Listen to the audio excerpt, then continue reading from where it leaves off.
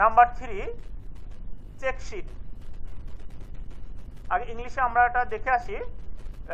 চেকশিট is a simply counting tools. It serves as data collecting tools used for gathering and visualizing the parameter which are under study. When to use a check sheet? কোথায় আমরা check শিটটা ব্যবহার করি? when the data can be observed and collected repeatedly by the same person or at the same location.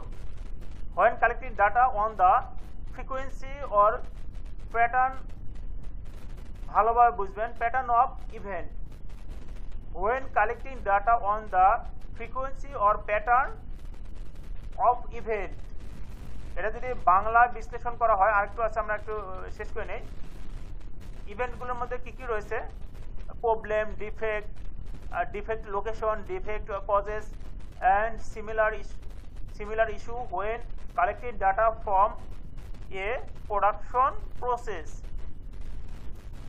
এটা যদি বাংলা বিশ্লেষণ করা হয়, একটি চেক শিট একটি সাধারণ গণনার সরঞ্জাম।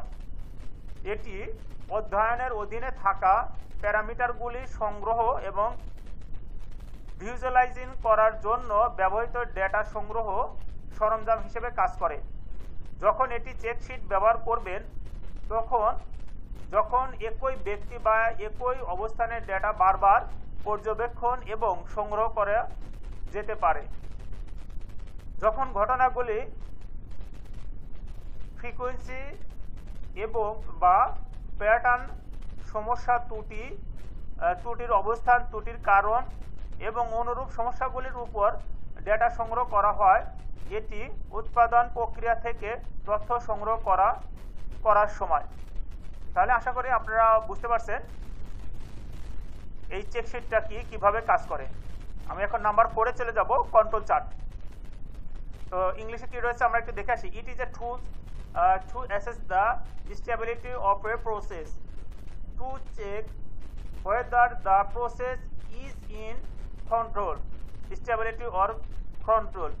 No special causes variation, uncommon cause variation.